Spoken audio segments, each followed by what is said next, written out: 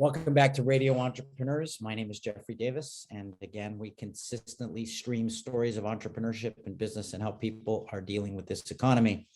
Every week we like to call in the higher authority, Sheriff Sharkey, to tell us what's going on with personnel, all the problems people make.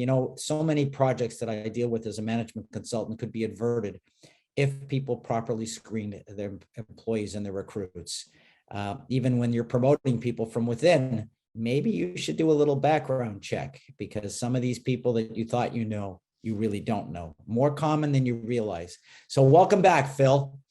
Thank you, Jeff. I appreciate it. It's the highlight of my week when we get to chat. And again, I believe so strongly in it. It's something I've been doing with my own company now for 25 years. I've been 30 years in the industry, and the numbers are trending upward regarding falsification and dangerous people. And we're not spying. We're not going into people's trash. We're just asking people to be honest and extend that hand to shake you and meet you and apply for your job and saying, hey, Jeff, I'm an honest person and I want to work hard, compared to what we see where it's, hey, Jeff, I'm lying to you. I'm lying right now. So when you trust me, when you put me on the spot, when I have to make that crucial decision, I've already shown you that if I must lie, I will lie, and I can't be trusted. And that's something you just can't have in your business situation. When people are looking for a paycheck, and they can be quite desperate for a paycheck, I have learned that they would say just about anything they thought they could get away with. Exactly. The whole thing, any successful business person will tell you, it's all about being proactive in all your decisions and not reactive. And if you can anticipate putting in a good staff in place that wants to work hard and work together with you, compared to people who just don't want to fly right and just want to go the other way. And that's what we surface. It's not just the people with criminal records. But speaking of criminal records, that is what I wanted to talk to you about today regarding the Massachusetts CORI search. It's a search that many people know, many people have heard, but not everyone is sure exactly what that entails and what goes into a CORI search and how to go about it and what might surface on you. It stands for Criminal Offender Record Information. It's just exclusive to Massachusetts. I have so many people that'll first call me and tell me, give me a CORI in Rhode Island, or I need a CORI in California.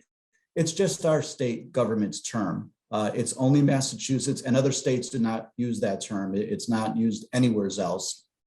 Basically, it's just a statewide criminal check in Rhode Island or New York or Florida, not CORI. That's something Massachusetts, in the vein of making money, they set up a system where they charge either myself or our clients a fee to do the Massachusetts statewide check. So that's what it stands for. That's what it is. One thing I want to point out about the CORI, Jeff, is very important. Everyone thinks it's the best search of all time for Massachusetts.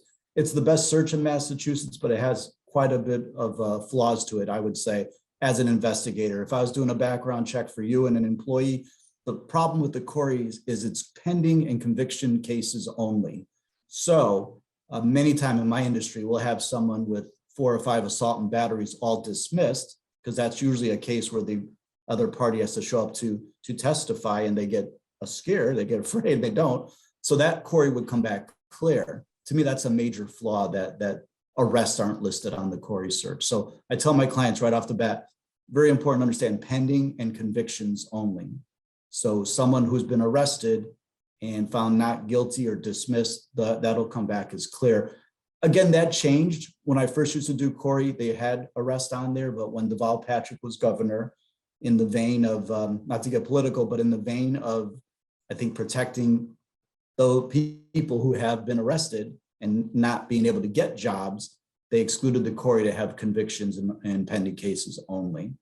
So when I do a check in Massachusetts, I suggest to my client we do the CORI, but then also let me check the county criminal court, which does list arrests. I just had one recently where the CORI was clear, but the person had 4 arrests out of Brockton District Court. All were dismissed because they were assault and batteries again and drug possessions. I still think an employer needs to know that. And again, I know here's where we get into, I get a lot of pushback from people regarding the big brother stance, et cetera. I disagree, Jeff. I feel that it's information, and that gives you the best decision available. And I also believe that a person should own it. And if they've been arrested 4 times for assault and battery, then that's the fact. And they've not been convicted, that's fine. But I like to get that information from my clients because you sound like you may have a person who could be violent. And you need to know about that. So that's the flaw of the CORI. Again, I need people to understand that it's only Massachusetts and that it's only convictions and open cases only, and also no sealed cases or people have their record expunged. That won't surface. So it's very much in the vein of protecting the individual. Being Massachusetts, we're an individual state's strong position, and they do want to protect the individual. So it is the best search you can have, but I think there's quite a few flaws there. As far as if you've ever had one done, and anyone who's done one for maybe coaching youth sports, it's a different release page you sign. It's a 2-page release.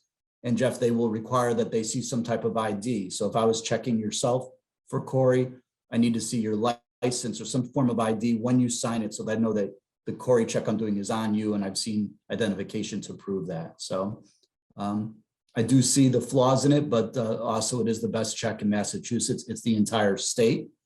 Something people may or not know, it's 10-year search for felonies and it's a 5-year search for misdemeanors. So if you've had a misdemeanor 6, 7, 8 years ago, your CORI should come back clear.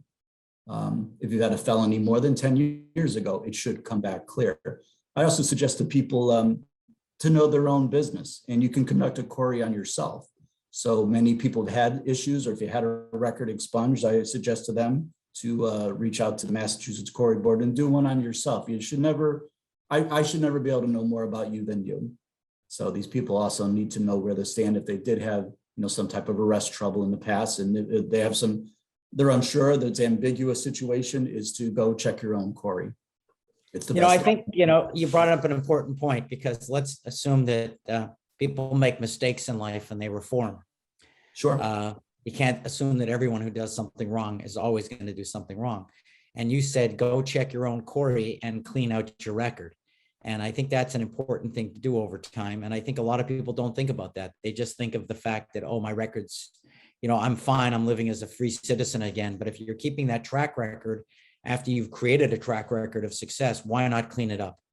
It's true. I can't tell you the number of times where I've spoken to the applicant. They're shocked unless they're play acting to me. They're like, I thought that was expunged. I went down and my attorney had that stricken from the record. And I tell them, we do great work here, but I'm not a magic man. I'm only an information retriever. And if I was able to get it, then no, it's not expunged.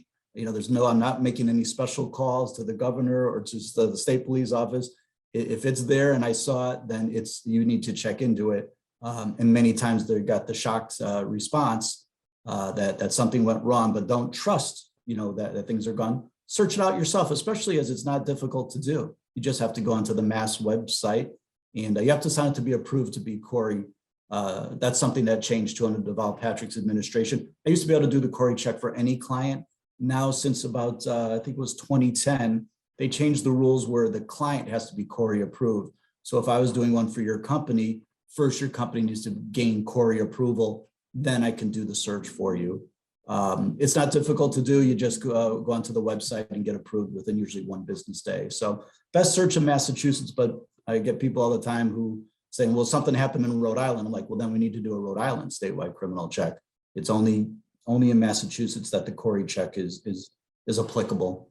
Well, shotgun Sheriff Sharkey, how about, are you going to throw a twister at me before we go? I do. I got a big name for you. Enough with these small potatoes. Let's go to Yahoo.